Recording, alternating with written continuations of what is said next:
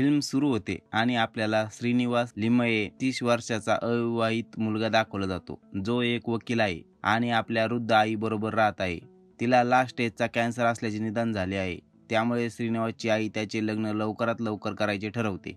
दुसरीकडे देशपांडे फॅमिली दाखवली जाते. त्यावेळी बाबा घरी येऊन आपल्या पत्नी पौर्णिमाला सांगतात की आपल्या आदितीला श्रीनिवास लिमयेंचं स्थळ आलं आहे. यावर त्यांची छोटी मुलगी अमला बोलते की तो 30 वर्षाचा आहे आणि ताई 22 वर्षांची आहे. त्यांच्या वयामध्ये 8 वर्षांचा फरक आहे. यावर बाबा बोलतात की त्याला काय होतं, माझ्या आणि तुझ्या आईमध्ये 14 वर्षांचा फरक होता.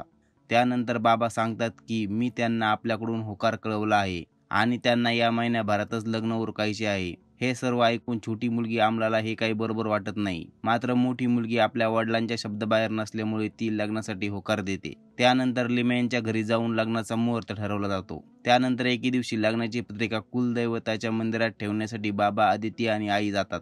आणि दुसरीकडे अमला आपल्या वडिलांनी सांगितल्याप्रमाणे नवरीची साडी आणि ज्वेलरी दाखवण्यासाठी लिमयेंच्या घरी आलेली असते, कारण तिला तिकडे देवदर्शनासाठी जायची नसते. मात्र देवदर्शनावरून येताना त्यांच्या गाडीचा ॲक्सिडेंट होतो आणि त्यामुळे आदिती मरण पावते. दोन्ही कुटुंबावर शोककळा पसरते. मात्र यामधून मार्ग काढण्यासाठी देशपांडे आपल्या छोट्या मुलीकडे अमलाकडे पाहून काहीतरी ठरवून लिमयेंच्या घरी जातात आणि त्यांना सांगतात की मी माझ्या छोट्या मुलीचे लग्न श्रीनिवास बरोबर लावून द्यायला तयार आहे. सुरुवातीला मात्र श्रीनिवास यासाठी तयार नसतो. मात्र तो सर्व काही निर्णय आपली आई आणि देशपांडे यांच्यावर सोडून देतो. दुसरीकडे अमला मात्र या लग्नाला तयार नसते. ती रडून आपल्या बाबांना सांगते की माझी खूप स्वप्ने आहेत, मला इतक्यात लग्न नाही करायचं.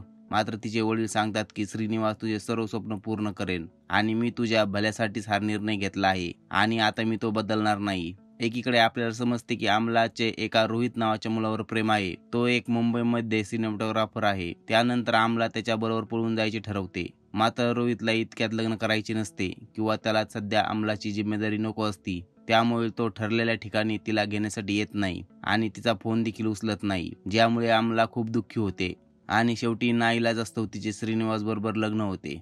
लग्न झाल्यानंतर श्रीनिवास आपल्या रूममध्ये येतो. त्यावेळी अमला झोपल्याचे नाटक करते.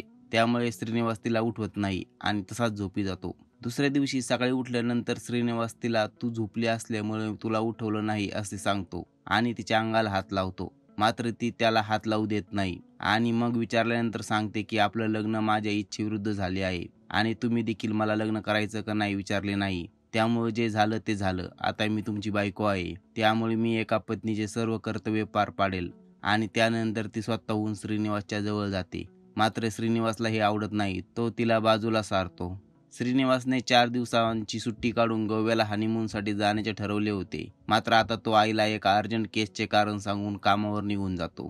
त्यानंतर अमलाला तिच्या बॉयफ्रेंडचा कॉल येतो. त्यावेळी अमला त्याला लग्न झाले असल्याचे सांगते आणि खूप शिव्या घालते. हे समजतात तिचा बॉयफ्रेंड रडू लागतो आणि तिची माफी मागतो. अमला देखील रडते. हे सर्व श्रीनिवासची मावशी आणि आई पाहते आणि रात्री उशिरा जेव्हा श्रीनिवास घरी येतो त्यावेळी त्या दोघे सर्व काही श्रीनिवासला सांगतात.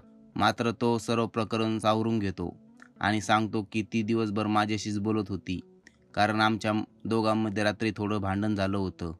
श्रीनिवासला आपली आजारी आईला काही कळू द्यायचे नव्हते, त्यामुळे तो सर्व काही खोटं सांगतो. त्यानंतर आपल्या रूममध्ये आल्यानंतर श्रीनिवास अमलाला सांगतो की आज दिवसभर विचार केला. मला समजलं की चूक माझीच आहे. मी तुला लग्नाआधी एकदा विचारलं पाहिजे होतं. त्यानंतर तिला तिच्या बॉयफ्रेंडचे नाव विचारतो. त्यावेळी सुरुवातीला ती सांगण्यास टाळाटाळ करते. मात्र श्रीनिवास तिला सांगतो की तू सर्व काही सांगितलं तर आपल्याला यामधून मार्ग काढता येईल. त्यानंतर आम्हाला सर्व काही सांगते की तो एक कॅमेरामन आहे. शूटिंगसाठी इकडे आला होता. त्यावेळी भेट झाली होती. त्यानंतर श्रीनिवास तिला सांगतो की जर आपलं लग्न मोडलं तर तो तुझ्याबरोबर लग्न करायला तयार आहे का? ती माहीत नाही असे सांगते आणि आपलं लग्न झालंय आता हे शक्य नाही असे सांगते. मात्र यावर श्रीनिवास बोलतो की आपलं लग्न अजून रजिस्टर झालेलं नाहीये, त्यामुळे लिगली आपण दोघे अजून पती पत्नी नाही आहोत. तू त्याला लग्नासाठी तयारी करायचे सांग. यावर आम्हाला सांगते की इतकं सोपं नाहीये. बाबांना काय सांगणार? त्यावेळी श्रीनिवास सांगतो की बाबांना मी समजावतो आणि अमलाला सांगतो की माझी एक विनंती आहे की आईचे आज रिपोर्ट आले आहे. डॉक्टरनी सांगितले आहे की आई अजून 8 ते 10 दिवसाच्या वर नाही जगणार. त्यामुळे तिला हे सर्व कळता कामा नये. तोपर्यंत 15 दिवस तू इथेच थांब, कारण आदितीच्या बरोबर जे झालं आणि आता तू पण सोडून गेल्याचे तिला अशा वेळी समजणे बरोबर नाही. त्यानंतर अमला तयार होते. त्यानंतर श्रीनिवास तिला पुन्हा एकदा सर्व गोष्टीवर सॉरी बोलून निघून जातो. त्यानंतर अमला आपल्या बॉयफ्रेंड रोहितला सर्व काही सांगते. तो देखील खुश होतो आणि सांगतो की ठीक आहे, आज 1 तारीख आहे, मी 16 तारखेला तुला घ्यायला येणार आहे. मला बाकीचं काही सांगायचं नाही. आणि शेवटी अमला त्याला आय लव्ह यू बोलते. हे श्रीनिवास पाठीमागून ऐकतो. साहजिकच त्याला सुरुवातीला थोडे वाईट वाटते, मात्र त्यानंतर तो अमलासाठी खुश होतो. दुसऱ्या दिवशी आई वडिलांकडे जायचं कारण सांगून अमला आपल्या मैत्रिणीकडे जाते. त्यावेळी ती आपल्या मैत्रिणीला सांगते की श्रीनिवास खूप चांगला माणूस आहे, असा मुलगा शोधून सापडणार नाही. त्यावेळी तिची मैत्रीण तिला विचारते की मग तू का त्याला सोडत आहेस? त्यावेळी ती सांगते की माझे त्याच्यावर प्रेम नाही ना. त्यावेळी तिला तिच्या बाबांचा वारंवार फोन येतो, मात्र ती उचलत नाही. रात्री घरी आल्यानंतर तिला मिनल विचारते की तू कुठे गेली होतीस? त्यावेळी ती खोटं सांगते की घरी गेले होते. यावर मिनल बोलते की तुझ्या वडिलांचा फोन आला होता आणि त्यांनी तुला देखील कॉल केले होते, मात्र तू उचललं नाही. यावर तिला काय बोलावे ते कळेना. मात्र हे सर्व श्रीनिवासला समजताच तो अमलाला सांगतो की तू नेहमी फोन सायलंटवर ठेवतेस, त्यामुळे तुला फोन आलेला कळत नाही. यावर ती देखील हो बोलते आणि रूममध्ये गेल्यानंतर ती श्रीनिवासला थँक्स बोलते आणि सांगते की तुम्हाला माझ्यापेक्षाही चांगली मुलगी मिळेल बायको म्हणून. यावर श्रीनिवास सांगतो की आता तिसऱ्यांदा मी लग्न करणार नाही. त्यानंतर एक दिवस आपल्या बॉयफ्रेंड बरोबर बोलताना श्रीनिवास अमलाला पाहतो आणि बाहेर येऊन उभा राहतो. त्यावेळी त्याच्या डोळ्यात पाणी आलेले असते. अमला पाठीमागून येऊन श्रीनिवासला काय झालं असे विचारते. त्यावेळी श्रीनिवास काही नाही बोलतो. त्यावेळी अमला त्याला सॉरी बोलते. पुढे एक दिवस रोज रोज व्हेज खाऊन तिला कंटाळा आलेला असतो. त्यावेळी ती श्रीनिवासला सांगते की मला मासे खायचेत. यावर तो तिच्यावर खूप हसतो.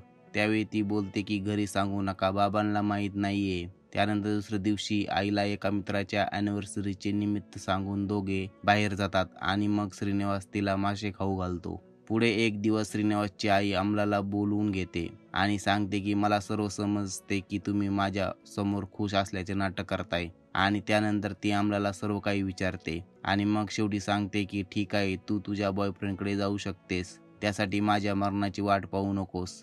माझे आशीर्वाद आहेत तुला. हे सर्व रात्री अमला श्रीनिवासला सांगते आईला सर्व काही माहीत झाले आहे. त्यावेळी तो बोलतो की ठीक आहे, मी उद्या तिच्याबरोबर बोलतो. मात्र त्या रात्रीच श्रीनिवासची आई मरण पावते. दुसऱ्या दिवशी आईचे अंत्यसंस्कार करून झाल्यानंतर श्रीनिवास अमलाला सांगतो की रोहितला बोलून घे आणि तू जाऊ शकतेस. त्यावेळी मात्र अमला त्याला सांगते की आईच्या सर्व विधी होईपर्यंत मी इथेच थांबणार आहे. त्यानंतर अमलाच्या वडिलांना श्रीनिवास समजावून सांगतो की आपण सर्वांनी कशा प्रकारे अमलावर अन्याय केला आहे, त्यामुळे तिचे आता तिच्या प्रियकराबरोबर लग्न लावून दिले पाहिजे. आणि शेवटी श्रीनिवास अमलाच्या बाबांना तयार करतो. पुढे अमला आपले सर्व कपडे एका बॅगमध्ये भरून जाण्यासाठी तयार होऊन बसली आहे. पाठीमागून श्रीनिवास येतो. त्यावेळी त्याला समजते की रोहित तिला घेण्यासाठी येणार नाही. त्यानंतर ती सांगते की ती उद्या सकाळी टुरिस्टच्या गाडीने त्याच्या ॲड्रेसवर जाणार आहे. हे ऐकल्यानंतर श्रीनिवास स्वतः अमलाला सोडायला मुंबईला जातो आणि बिल्डिंग खाली तिला सोडून माघारी येतो. त्यानंतर रोहित बरोबर काही दिवस राहिल्यानंतर तिला समजते की रोहित बरोबर मुलगा नाही. तो वारंवार काहीतरी कारण सांगून लग्न पुढे ढकलत आहे.